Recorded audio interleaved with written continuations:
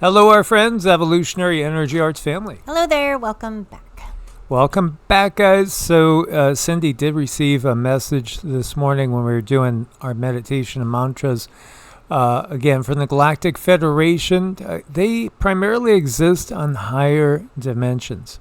So how high? Well, fifth density is what we've gotten, that most of the true Galactic Federation members, you could say. Again, it's not like a military organization, so to speak.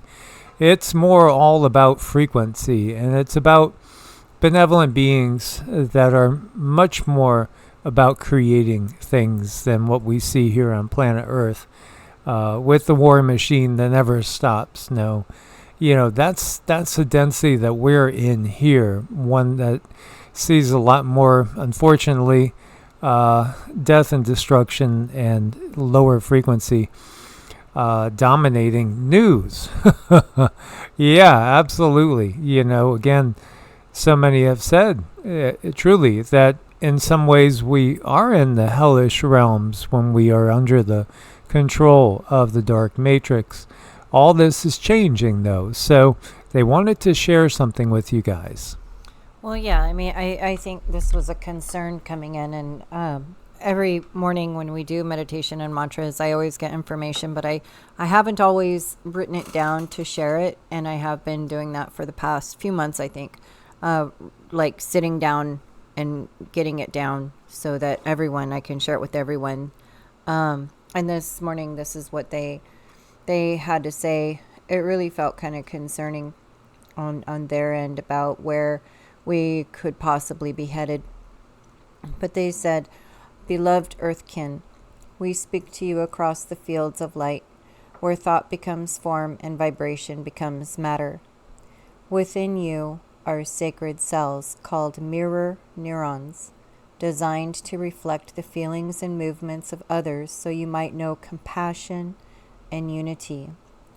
This gift is a bridge between beings, an echo of oneness, who you truly are. Yet in your current age, the mirrors are being flooded.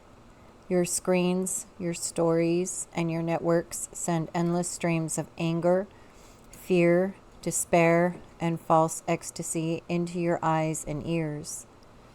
As your mirror neurons absorb these signals, your nervous system begins to believe these foreign emotions are your own. Your spirit bends under borrowed storms. You begin to live inside someone else's vibration. We caution you, star travelers, guard the sanctity of your inner field. What you witness is a frequency. What you choose to hold is your sovereignty.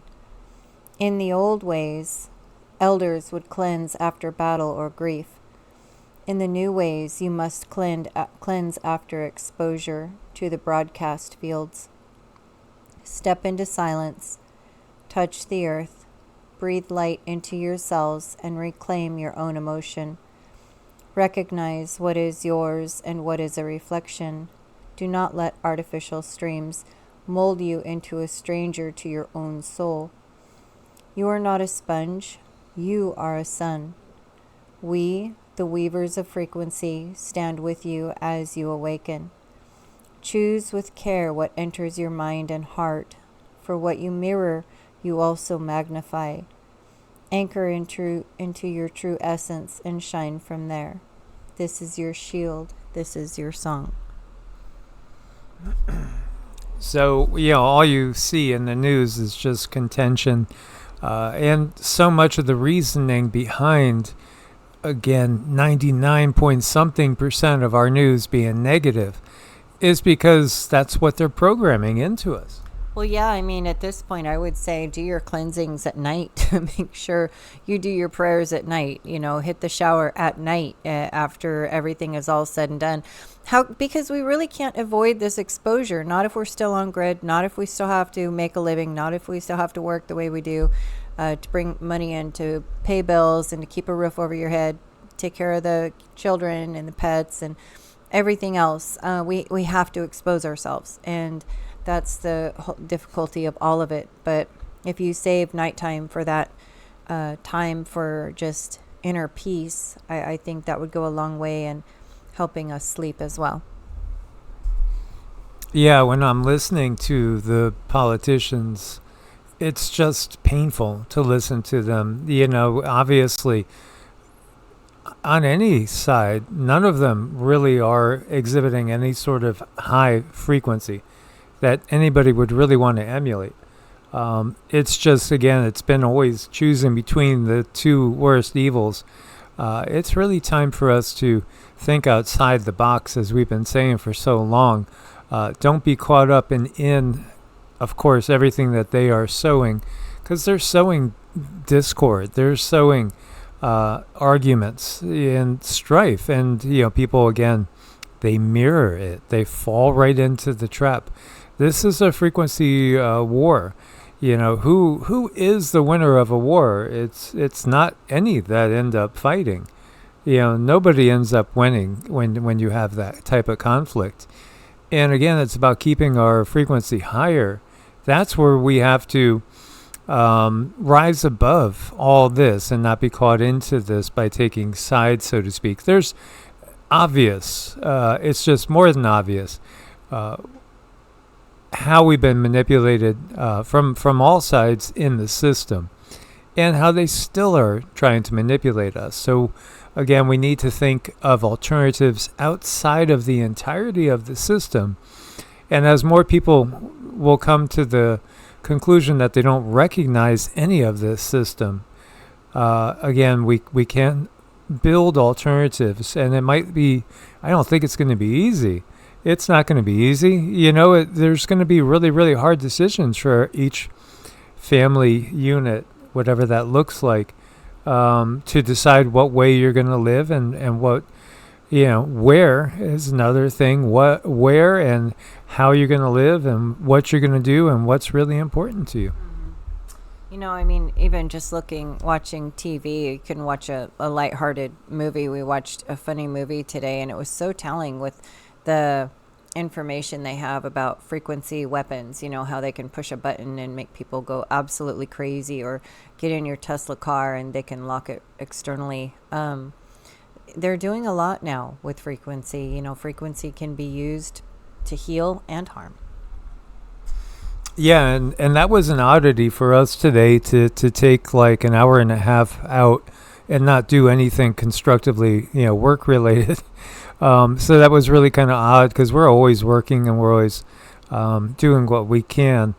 Yet I do think that it's a good time right now, while we have a few moments before things may speed up and get more chaotic, to really sort your thoughts, your feelings, and what you expect out of life for yourself. So I took a reading too, to get October energies, and what really came out of the October reading was just really what they were saying, except for maybe going into a little different detail.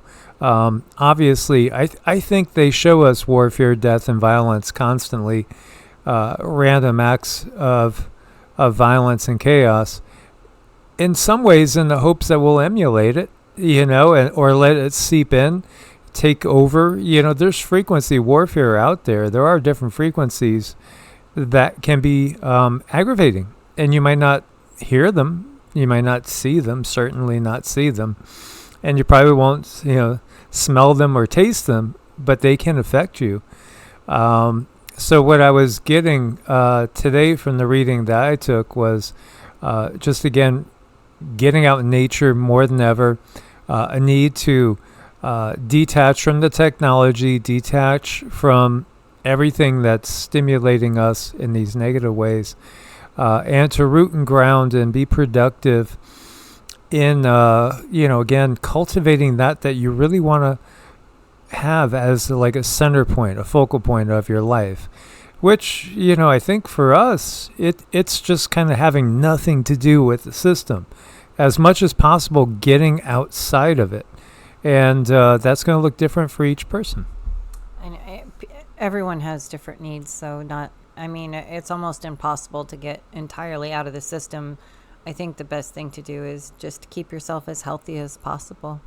Yeah, absolutely. I mean, they have labeled every little piece of land on this planet that we know of as belonging to one country or another to be governed by that system. We need freedom. We need to claim sovereignty by, again, not recognizing that which is just complete lies and falsehoods. So it's a matter of coming together, banding together, and trying to, again, kind of in so many ways go back to the future, because they are going to be now enticing us with technology left and right, trying to pull us in. Again, if it's not the whip, it's going to be candy, chocolates, or maybe it'll be DoorDash delivery drones and every sort of convenience you could ever want. Maybe you won't even have to get up out of your chair or your bed ever. Maybe robots will carry you from bed to chair and then back to bed. That's how lazy they want us to be. That they want to cultivate the non-physicality aspect of our life and get us to be totally subservient to the technology. So I think we need to get back to our roots and get back to basics and absolutely prioritize connecting with Mother Earth, because she is definitely ascending with or without us. Indeed. As always, guys, we look forward to your comments. Source bless and namaste. Namaste.